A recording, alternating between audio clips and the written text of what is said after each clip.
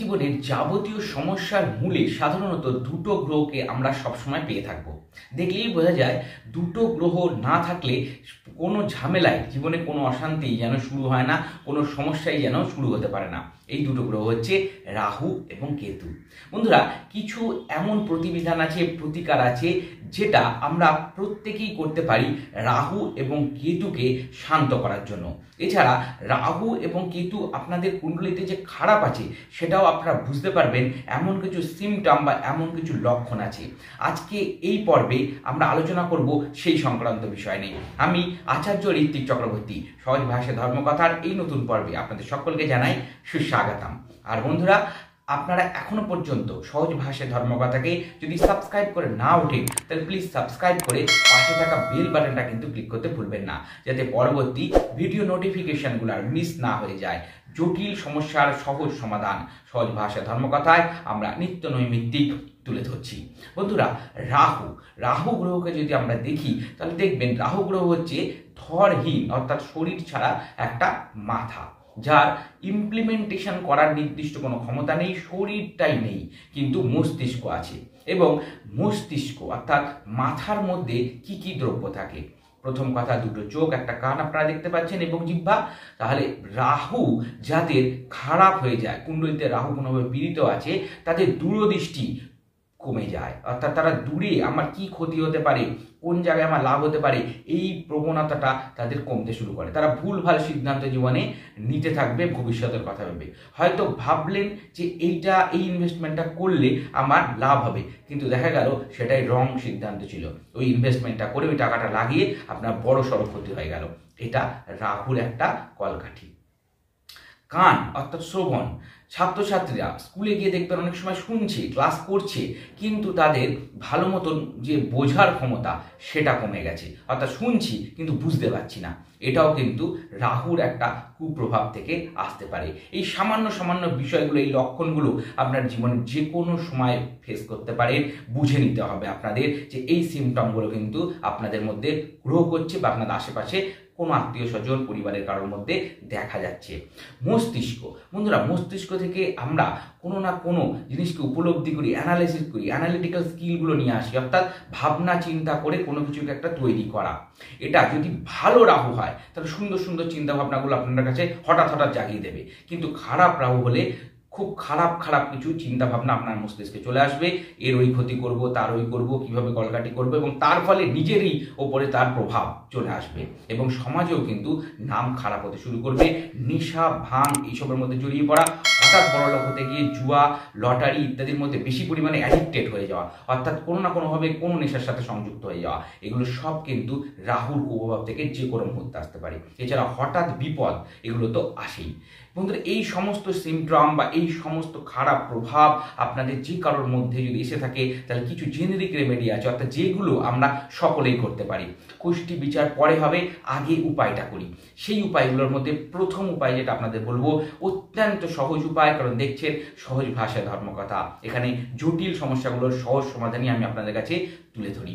বন্ধুরা, এক গ্লাস জল নিয়ে নেবেন, এক গ্লাস জল আপনাদের নিয়ে নিতে হবে এবং তার মধ্যে নীল ফেলে দেবেন, অর্থাৎ কাপড় কাচার যে নীল, বাড়িতে বিভিন্ন রকমের কোম্পানির নীল আমরা ব্যবহার করি কাপড় কাচতে গিয়ে, সেই নীল আপনাদের জলের সাথে মিশ্রিত করে নিতে হবে, মিশিয়ে নিতে হবে। এবং প্রত্যেক দিন সন্ধেবেলা 6 দিন আপনাদের এটা পরপর করতে হবে। যে কোনো মাসের থেকে আপনারা শুরু করতে পারেন, যে কোনো দিনের থেকে শুরু করতে পারেন। পরপর 6 দিন করবেন। শুধু খেয়াল রাখবেন সেই 6টা দিনের মধ্যে যেন একটা শনিবার পড়ে যায়। বন্ধুরা, তাহলে কি করতে হবে? এক গ্লাস জলের মধ্যে নীল মেশাতে হবে এবং সন্ধেবেলা যখন সূর্য অস্ত যাচ্ছে ঠিক সেই সময়টা সন্ধেবেলা সেটা আপনাদের বেসিনে, সিঙ্কে ফেলে দিয়ে ফ্ল্যাশ আউট করে দিতে হবে, জলের মধ্যে ফেলে দিতে হবে। যে কোনো জায়গায় গিয়ে আপনারা ফ্ল্যাশ আউট করে দিন, ড্রেনে প্রবাহিত করে দিন। পরপর 6 দিন করবেন, যে কোনো মাস থেকে শুরু করবেন, 12 মাসই করবেন, 1 বছর জুড়েই কিন্তু করবেন। দেখবেন এর ফলে আপনাদের রাহুর যে সমস্যা সেটা আস্তে আস্তে আস্তে আস্তে প্রশমিত হতে শুরু করে দিয়েছে। রাহুকে কন্ট্রোল করতে গেলে চন্দ্র এবং মঙ্গলের সহায়তা আমাদের অবশ্যই নিতে হয়। চন্দ্র মানেই হচ্ছে জল। বন্ধুরা, এই ক্ষেত্রে আপনারা আরেকটি উপায় বলে দেব, আপনারা কিছুটা পরিমাণে জব নিয়ে নেবেন। জব কিছুটা পরিমাণে নিয়ে নেবেন। জব আপনারা যে কোনো দশকর্মা দোকানে পেয়ে যাবেন, মুদির দোকানের সময় থাকে জব। জব নিয়ে আপনারা 1 গ্লাস দুধের সাথে, 1 গ্লাস কাঁচা গরুর দুধের সাথে 1 মুঠো জব ফেলে দিন। রাত্রে শুতে যাওয়ার সময় মাথার কাছে রেখে ঘুমিয়ে পড়ুন।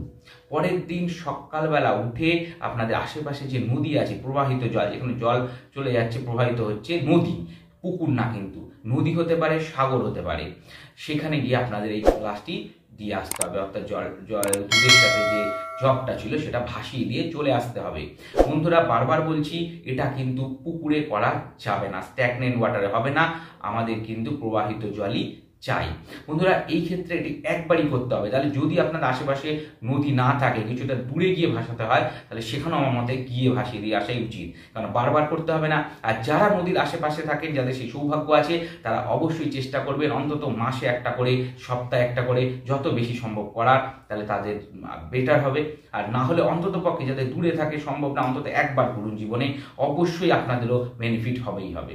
এছাড়া বন্ধুরা, মঙ্গলকে সহায়তা নিতে গেলে আপনারা যেখানে রান্না করছেন, অর্থাৎ রান্নাঘর, সেইখানে দাঁড়িয়ে, সেখানে বসে আপনারা খাওয়ার চেষ্টা করুন।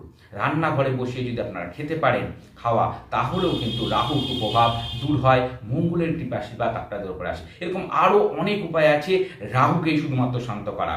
বন্ধুরা, এরপর আসছি কেতু গ্রহকে শান্ত করার কি বিশেষ উপায় আছে। কেতু মানে হচ্ছে যার দেহটা আছে, মস্তিষ্ক নেই, এটা আরো ডেঞ্জারাস। তার কারণ উনি তো ভাবলো, রাহু তো ভাবলো এটা ওটা সেটা, কিন্তু কেতু যার মস্তিষ্ক নেই কিন্তু হাত এবং পা আছে, অর্থাৎ ইমপ্লিমেন্টেশন করে ফেলা, কাজ করে ফেলার ক্ষমতা আছে, সে সেটা মস্তিষ্ক ছাড়াই করে ফেললো, অর্থাৎ ভাবনা চিন্তা ছাড়াই উল্টো পাল্টা কাজ করে ফেলা। ভাবনা চিন্তা স্তর পর্যন্ত থাকলে তাও রক্ষা আছে, কিন্তু করে ফেললাম, তাহলে তার যে খারাপ কুপ্রভাব সেটা সরাসরি এসে উপস্থিত হয়। তাহলে কেতুকেও কিন্তু শান্ত করার অত্যন্ত গুরুত্ব আছে এবং কেতুকে অবশ্যই শান্ত করা উচিত। এবং কেতুকে শান্ত করতে গেলে কিন্তু চন্দ্র দিয়েও হবে না, মঙ্গল দিয়েও হবে না, সূর্য দিয়েও হবে না, অর্থাৎ রবি গ্রহ দিয়েও হবে না। তাহলে কেতুকে শান্ত করতে গেলে কার সহায়তা নেব আমরা? বৃহস্পতি গ্রহের সহায়তা নিতে হয়। কেতুকে শান্ত করতে পারে বৃহস্পতি গ্রহ। কেতু হচ্ছে আমাদের কান। তাহলে কানে আমরা যদি চন্দন বা হলুদ তার সাথে কেশর মিশ্রিত করে লাগাতে পারি, তাহলে কিন্তু কেতু শান্ত হয়। কানে যদি সোনার দুল বা সোনার যে এগুলো থাকে কানে পড়ে, অনেক ধর্মের ক্ষেত্রে হয়, অনেকে হয়তো পড়ে না, যদি আপনার ধর্ম পারমিট করে বা আপনার যদি সম্ভব হয়, তাহলে কানে সোনার দুল পড়া শুরু করুন। এর ফলেও কিন্তু কেতু গ্রহ কন্ট্রোলে থাকবে। না হলে যেটা সহজ উপায় বললাম, কেশর মিশ্রিত জল, কেশর, চন্দন, হলুদ বাটা, এই রকম দ্রব্যগুলো আপনারা কানে লাগাতে থাকুন, কপালে ধারণ করতে থাকুন। এর ফলেও কেশর ব্যবহার করলেও কিন্তু কেতু আস্তে আস্তে শান্ত হয়ে যাবে, কেতুর কুপ্রভাব থেকে আপনারা মুক্ত হতে পারবেন। এছাড়া বন্ধুরা, বাস্তুগত দিক থেকে সাউথ ওয়েস্ট কর্নার, অর্থাৎ দক্ষিণ পশ্চিম কোণ হচ্ছে রাহু কোণ। এই কোণে কোনো রকম লাল দ্রব্য, লাল রঙের কোনো জিনিস, লাল রং, অরেঞ্জ রং, এই সমস্ত জিনিস যদি থাকে, তাহলেও কিন্তু আপনার রাহু খারাপ হতে থাকবে। আর প্রবেশ দরজা হচ্ছে কেতু, প্রবেশ দরজা যদি খারাপ হয়, মেইন এন্ট্রান্স, সেখানে যদি কোনো ডিস্টার্ব থাকে, সেখানে যদি ভাঙা চোরা ময়লা থাকে, তাহলে কেতু খারাপ হবে। তাহলে প্রবেশ দরজা পরিষ্কার পরিচ্ছন্ন রাখুন, ওখানে স্বস্তিক চিহ্ন, ওম চিহ্ন, এরকম শুভ চিহ্ন কিছু এঁকে দিন, তাহলে আপনার কেতু ব্যালেন্স থাকবে। এবং সাউথ ওয়েস্ট কর্নারে যেভাবে বললাম, ওইখানটা পরিষ্কার পরিচ্ছন্ন রাখুন, আপনার রাহু ব্যালেন্স থাকবে। এই সামান্য উপায়গুলো যদি করা যায়, তাহলে কিন্তু আপনার রাহু এবং কেতুর কুপ্রভাব থেকে সব সময় মুক্ত থাকতে পারবেন। বন্ধুরা, সহজ ভাষা ধর্মকথা, এই রকম সহজ উপায় আপনারা যদি নিত্য নৈমিত্তিক পেতে চান, তাহলে অবশ্যই এই চ্যানেলটিকে সাবস্ক্রাইব করে পাশে থাকা বেল বাটনটা ক্লিক করতে ভুলবেন না। আর যদি আপনার মনে হয় এই প্রোগ্রামটা আপনার কোনো বন্ধু পরিবারের লোকের প্রয়োজন, তাহলে অবশ্যই শেয়ার করুন, তাকে জানতে সাহায্য করুন। আমাদের একটা ফেসবুক পেজ আছে, সহজ ভাষা ধর্মকথা, ওখানে একটা লাইক রাখুন। হিন্দু ধর্মশাস্ত্রের বিভিন্ন বিষয়, মন্ত্রতন্ত্র, ওখানে নিয়মিত আলোচনা হয়ে থাকে। আর বন্ধুরা, আমি আগেও অনেকবার আপনাদের যেটা বলেছি, যদি আপনাদের মনে হয় যে আপনার নির্দিষ্ট কুষ্টি বিচার করে আপনাদের নির্দিষ্ট জীবনের যে প্রতিকার সেগুলো নিতে চায়, তাহলে অবশ্যই নিচের নাম্বারে কন্ট্যাক্ট করুন, নিচের নাম্বারে হোয়াটসঅ্যাপ করুন এবং আমার সাথে কন্ট্যাক্ট করে সেখানে নির্দিষ্ট কুষ্টি বিচারটি করিয়ে নিয়ে প্রতিবিধান করুন। আপনাদের আরও বেটার ইমপ্লিমেন্টেশনের মাধ্যমে জ্যোতিষগত দিক থেকে রেমেডি নিয়ে আপনাদের জীবন অবশ্যই সুন্দর হবে। সকলে ভালো থাকবেন, সুস্থ থাকবেন। দেখা হবে পরবর্তী পর্বে। নমস্কার।